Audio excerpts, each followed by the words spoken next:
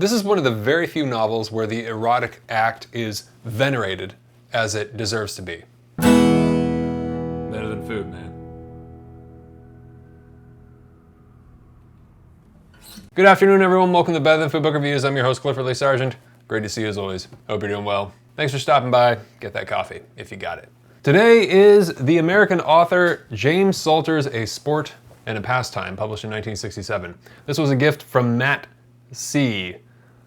Thank you so much. First James Salter I've read.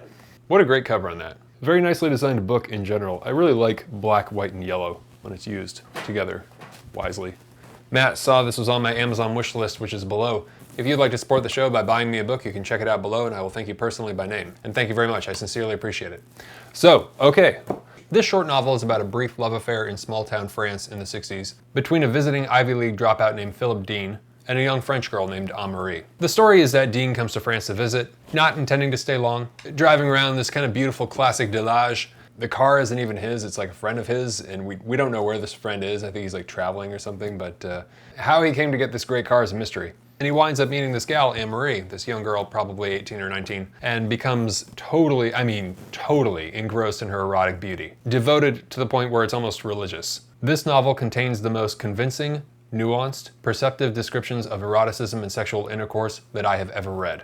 And this is after me reading, oh God. Basically, if the story doesn't contend with, in some way, sex or death, then I'm not interested at all. I don't have the time.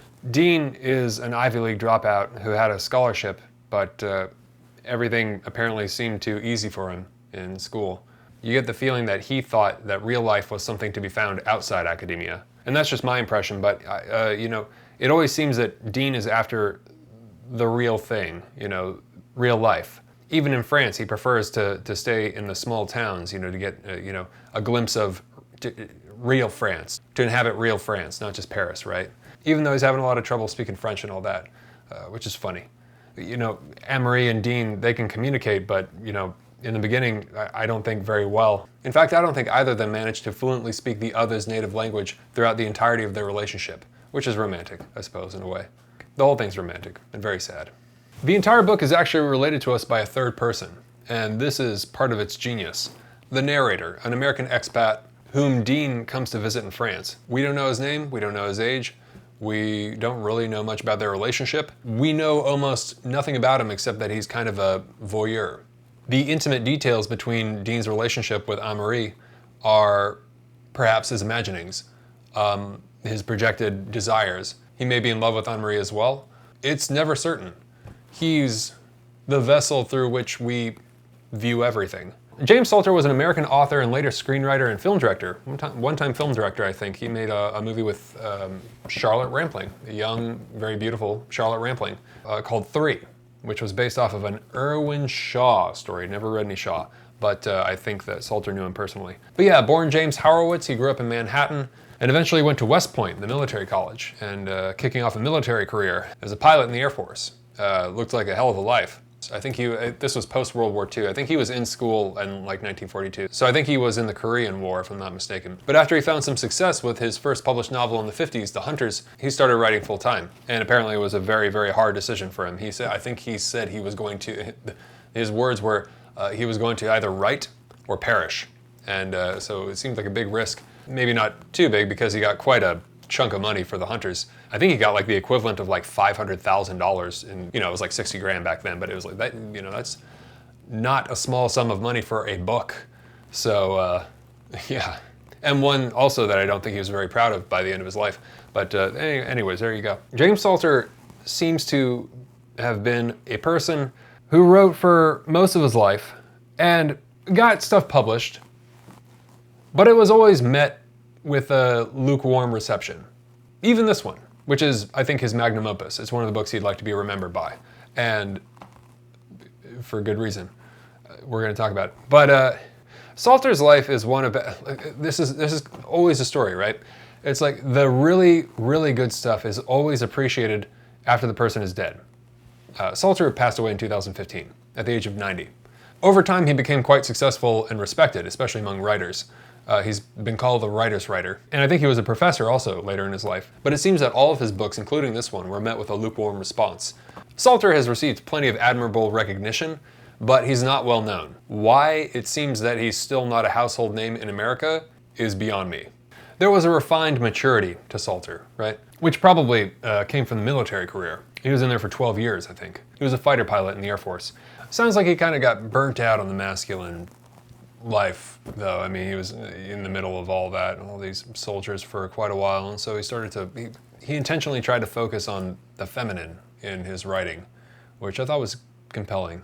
You know, he kind of been saturated in male bravado culture for, you know, he'd gotten his fill, is what it sounded like. So it's not that his writing is feminine per se. It's just that it doesn't shy away from femininity. So this one came approximately 10 years after he committed to writing. And I think it's considered to be his magnum opus. At least it's one of the ones that he would like to be remembered for.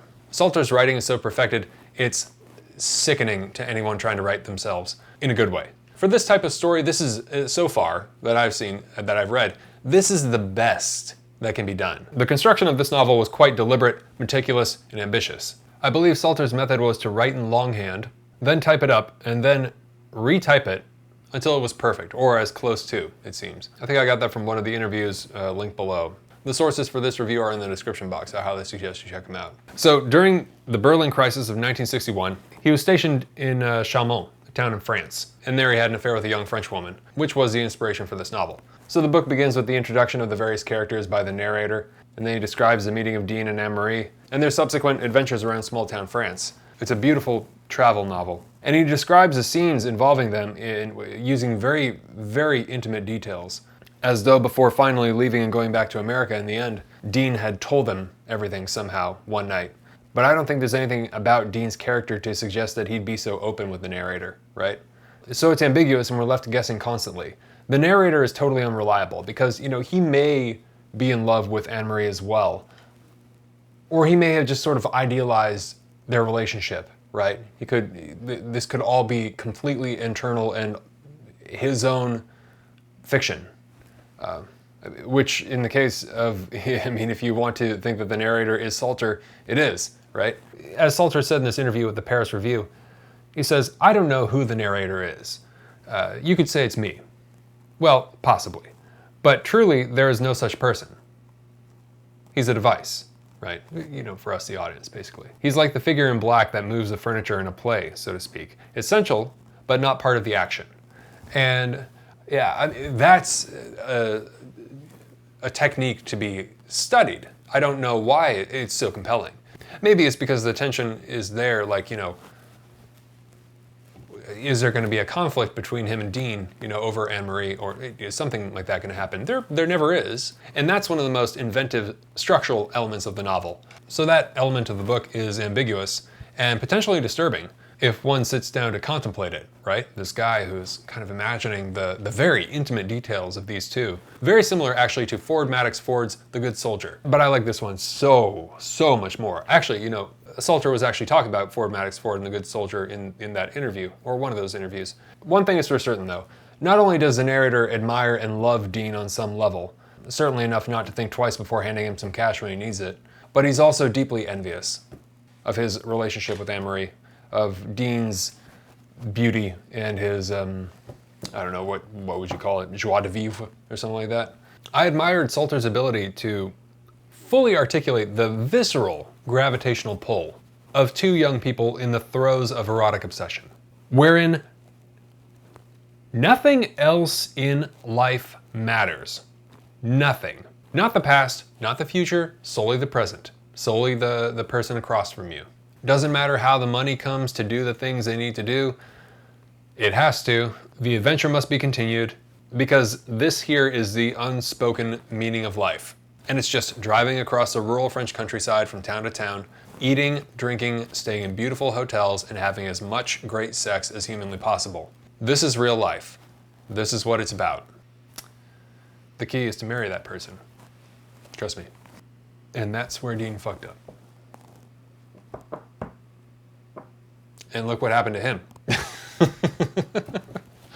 It's kind of like, you could kind of look at the book like that. Kind of like the moral of the story. If you find her, marry her, you son of a bitch. You know? But The title comes from, ironically, perhaps, a line from the Quran, which surprised the hell out of me, and which is quoted at the beginning. Remember that the life of this world is but a sport and a pastime. Excellent quotation, excellent use of that. I should read the Quran. Salter has described, in the form of the relationship between Dean and Marie, an ideal of life, which is saturated with deeply meaningful eroticism. And spoiler, it ends tragically in death. And I'm totally not surprised that Salter mentioned Mishima in his interview at the Paris Review. There is something very Mishima-esque about this narrative, in my opinion, in a beautiful way, in a Mishima at his best way, right? Perhaps more in the themes of the story rather than Salter's writing style, but I don't know, maybe that could be argued. Salter was probably overall more influenced by Mishima than Hemingway. I can't prove that Salter was influenced by Yukio Mishima when he wrote A Sport and a Pastime, but I will say this. He did mention Patriotism, the short story by Mishima, in that interview, and the English translation of that was published in 1966, 1 year before this, so don't know. Confessions of a Mask was already out long before that, and who knows. But regarding the Mishima influence, like when I say it's like Mishima at his best, here's what I mean. Mishima focused on two topics very specifically, death and eroticism, right? And there's kind of a Mishima model for the ideal life on his terms, right? Which he tried to express, right, by killing himself at 45. Also a fighter pilot, interestingly. He wasn't able to join the war. He was deemed unfit when he was younger, but later in life he got obsessed with military stuff, and he actually did train as a fighter pilot. Interesting coincidence, so these are my reasons. But as far as the Mishima ideal, right? What more perfect life could Dean have had? We see the irony of this in the final paragraph, actually, the very last line of the book. She wanted Dean to marry her, but Dean doesn't. He splits, goes back to America, and dies young in a car crash. And Anne-Marie is, of course, devastated. So later on, she gets married, settles down, and has a kid, and goes on to have what Salter describes as the life we all agree is so greatly to be desired. That's very much in line with Mishima's whole emphasis on dying young while still beautiful, dying in your prime, so to speak. At the height, the pinnacle of what one is, rather than aging and entering the slow, humiliating disintegration of being. In no way am I advocating for this, by the way. That's not the route I would ever personally choose. I just noticed the similarity in the model, of the character's life, and I just think it's fascinating to see the possible influence of Mishima on Salter's story. Mishima's whole thing was a very controlled, powerful, short expression of a life. Intense, encapsulated, and pure, And Dean and Anne-Marie's relationship, Dean's life, is the perfect expression of that. So Salter captured that tragic romantic ideal, as employed by Mishima not only in stories but also in his real life, perfectly. As you'll read in the introduction by the author Reynolds Price, writing about sex in the 20th century, explicitly, in American literature, was tricky if you wanted to be financially successful. All the great authors before the 60s had to deal with this restriction. So when you're reading The Sun Also Rises by Hemingway, or Absalom, Absalom by Faulkner, keep in mind there's a reason they can't explicitly write about sex. It's because they couldn't, if they wanted to be read. Or their books would be relegated to being clandestinely exchanged between the hands of close friends only, right? A la Bataille and Story of the Eye. It wasn't a joke per se, but it was kind of a joke. It was written for his friends, basically, as a kind of strange anomaly. This isn't to say that all of these authors, the very famous ones in the canon, were not interested in it. I'm sure they were very interested in it, but you have to understand the time. So only in the 50s and the late 60s was this beginning to change, right? Was the ban becoming lifted? And finally, the restriction ended, and then that ushered in the depraved orgy of the 70s, and then the bizarre, coked up 80s. Oh God. Anyways. Of course, some broke the rules in a sensational, sometimes public fashion, right? Henry Miller with The Tropic of Cancer and Capricorn and all these others. And William S. Burroughs, for example. These guys, banned books, highly publicized, kind of scandalous writing. Thank God for them, But I'm sure both of these men were aware of the risks that they were taking. They were just courageous enough to say, fuck it. Which I love. But yeah, if you're like somebody who wasn't trying to make a statement, look at the legal trouble you had to contend with, or write under a pseudonym. But who likes that? I mean, that's kind of like a cop out. Anyways, it was like being canceled back then, right? For you youngins, you got this stamp of whatever they called it back then, perv. Oh sure, it's sexy as all hell to have Wikipedia say, your book was banned back in 1952 or whatever the fuck. But I mean, back then if you were alive, it was a fucking existential threat that you had to contend with, right? I mean, look, this was a different time. In America, in France, over in France, sure, they're much more liberal, which is good, because they were still using the guillotine to execute people up until the fucking 70s, right? It was a different time. This is one of the very few novels where the erotic act is venerated as it deserves to be. And you believe it. And it's serious. And it's beautiful. And in the end, profoundly tragic, of course. It takes sex and eroticism and erotic relationships seriously, really seriously, as serious as they're meant to be taken, as they are, right? Let's read a little bit, shall we? It won't be too explicit. Because there are a lot of, you can't really, you can't get away from some explicit descriptions in here, but it's, I was going to say tasteful, but it is tasteful, but it's also, anyways. This is describing Dean. His devotion is complete. He is beginning the sense of confusion that arises from the first fears of what life would be like without her. He knows there can be such a thing, but like the answer to a difficult problem, he cannot imagine it. There are many days now when he is perfectly willing to accept the life she illustrates, to abandon the rest. I hope and wish for all of you that you have one relationship at the very least in your life that is like this one. Of course, it doesn't end in tragedy. Skip that part. And isn't concealing things from one another. But the way these two characters are devoted entirely in this chrysalis, this kind of cocoon that they've built, going from hotel to hotel to meal to meal to meal, utterly infatuated with each other.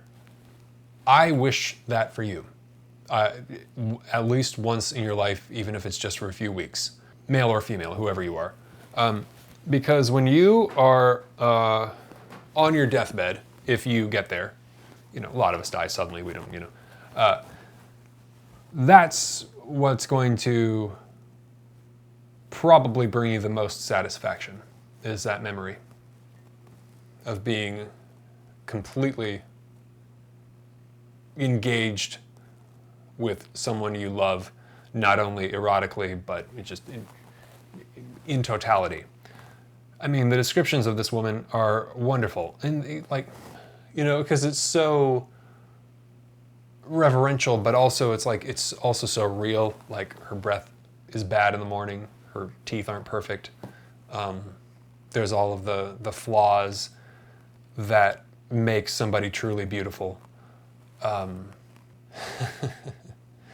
He's broke all the time, because he's spending all of his money. He just needs to get money. It doesn't matter where it comes from. The adventure needs to continue, right? He's asking his dad and then his sister, and he's like, yeah. James Salter demonstrates in this novel how common all of our most intimate actions are, yet somehow indescribable and deeply powerful. Yet unless captured in writing, non-existent. Where do these moments and thoughts and emotions go, right? Like Salter once wrote, life passes into pages if it passes into anything. And the interviewer says, he told me, I like to write about certain things that if they are not written about, are not going to exist. And that's what this book is composed of, these captured things. These captured moments, which are relatable, amazingly, but very intimate. It's easy enough to describe the pure physicality of the sexual act. To communicate the profundity in the often humorous or violent arrangement of bodies is an entirely different mountain to scale. One which very, very few authors writing in English have conquered, in my opinion, that I've read, at least. And again, in my opinion, Salter, who was a mountain climber himself, looks down from the summit upon all of those who attempt it. In the English language, from what I've read, as far as fiction dealing with sex and eroticism, this is absolutely the best sex I've read in an American novel. Out of all the books I've read, this one comes the closest to describing what sex is actually like. The writing is immaculate. It's enviable. Salter is outstandingly perceptive and nuanced. The book is short, but it is more powerful than many I've read that are much longer. He's an author, frankly, to be studied and highly underappreciated. Better Than Food, one of the greatest American novels ever written, one of my favorite books. Check it out. so you should read it. Well, if you're a fan of Henry Miller and Vladimir Nabokov, but find yourself pleased with reading the style of authors who use like truncated sentences like Hemingway, grab this one. You'll rip through it in a weekend and it will be one of the greatest possible uses of your time. Unless, of course, you're actually going to France to have a love affair with a person, then, you know, hats off to you and enjoy yourself. Interestingly enough, while Salter was a big fan of Miller, he wasn't so much of Hemingway, which is curious because his writing looks more like Hemingway than it does Miller. So what did I dislike? I thought Dean's fate could have been more creative, but would that have been more realistic necessarily? I don't know, probably not. I have no idea. I'm reaching for stuff. I didn't really dislike anything about it. This seemed like there was something left on the table, but that last page is just pretty good. I mean, the ending kind of sets it up for that great last page. Don't know. Coffee time. For those of you who are new, thank you very much for stopping by and watching. I take all the names of the patrons on Patreon who have donated $5 or more per video to the show. I place their names in this mason jar, and for every review I do, I pull out a name. And for whoever's name is pulled out, I send them a hard copy of the book I'm reviewing, plus a bag of coffee, roasted by yours truly. And the coffee is delicious. If you would like to get in on that and help support the show, you can click on the link below, or go to patreon.com/books-are-better-than-food and donate $5 or more per video. Thanks a bunch. And if you donate $1 or more, there's a bunch of stuff you get access to listed below. Thank you so much for your support. Keeps the coffee brewing, so to speak. Thank you very much to all the patrons, and best of luck. Okay, here we go.